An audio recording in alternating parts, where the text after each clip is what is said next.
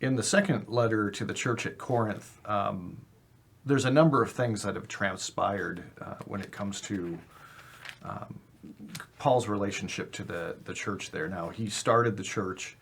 Uh, there's been some issues going on with the church. Paul has addressed those in the first letter. And he's apparently visited the church and written another letter.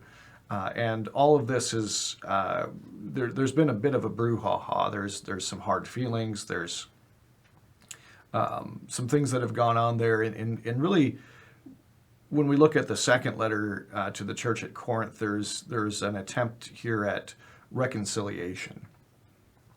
What are some of the issues that have taken place, and what goes on here in this second letter that we can use as a model of kind of how to reconcile?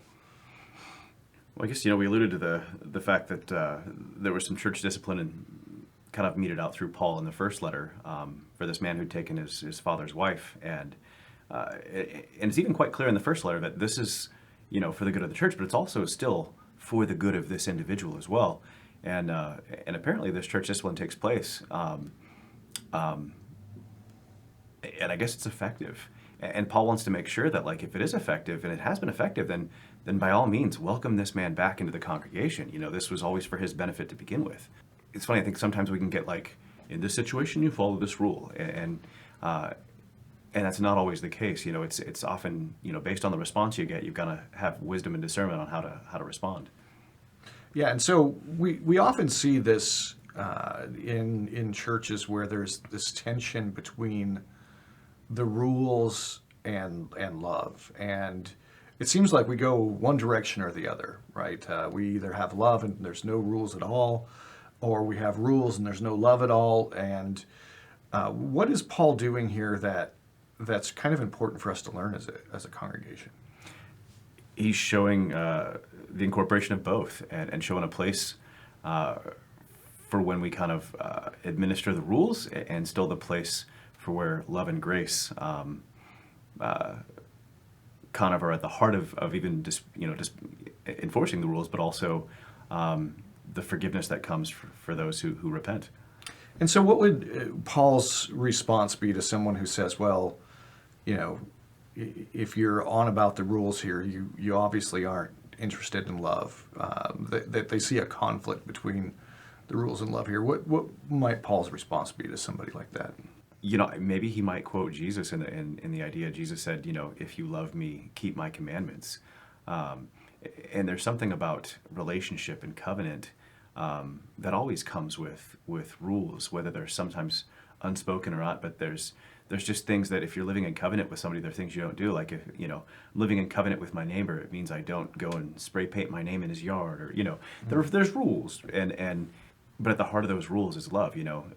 Jesus talked about the entire law and the prophets hung on loving God with all your heart, soul, mind, and strength, and loving your neighbor as yourself. And the entire rules are satisfied by love, and are really the expression of love. And so when people say, I don't need the rules because I have love, is it possible that that's the case? I would say in theory it is possible. In practice, it is much less likely. And, it's one of those things that there's a combination of love and knowledge. And if you've got perfect knowledge and perfect love, then by all means, I don't know that rules are necessary for you. And I just haven't met anybody that was perfected in both at this point. Yeah, and so the problem is then what is usually happening with this call to kind of dispense with the rules in favor of love? It's usually, again, about being more concerned about my own rights and my own goals at the expense of the group. Yeah, it seems to me that there's a kind of a desire. We have this idea that love is a feeling, and so as long as I'm feeling a certain way, then whatever I'm doing must be loving. Is there something wrong with that assumption? Yeah, and there can be everything wrong with that assumption. And I can think of the temptation as a parent to want to spoil your kids, and I might be having a feeling of love as I'm spoiling them rotten. Mm-hmm. But at the same time, love as an action is doing what is in the best interest of another person. And I might be having a feeling of love for my child, but very clearly I'm not doing what's in their best interest. Right. And so you do have to have wisdom and discernment. You do have to really consider the other person. And sometimes that's accompanied by feelings, and sometimes it isn't. So Paul has dealt with the church here at Corinth, and now not only is there reconciliation needed between the person who's experienced church discipline and the church, but there's some reconciliation needed between Paul and the church. And so how does Paul go about pursuing that reconciliation?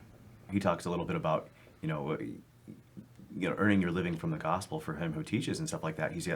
But yet I have not exercised this right over you guys, and you're going to hold this against me?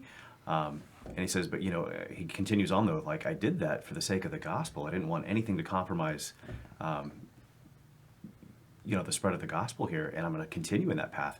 But then kind of, still the however, and still kind of administers the collection for the saints and stuff like that in Jerusalem. And it's interesting that he still is not willing to compromise for his own benefit, but still for the benefit of the church universal. And I think that's important, though.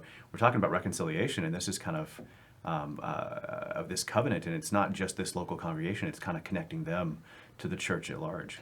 Yeah, and it's I find it interesting that Paul here, in the midst of pursuing reconciliation, I think a lot of us would be tempted to kind of go too easy on the church, just so there's no more hurt feelings. But Paul kind of insists that in being reconciled to each other, the truth is still important. Why does Paul have such an insistence on this when it's possible that this might hurt his chances of reconciling with the church? I guess it's, what do you want to be the result of that reconciliation? And again,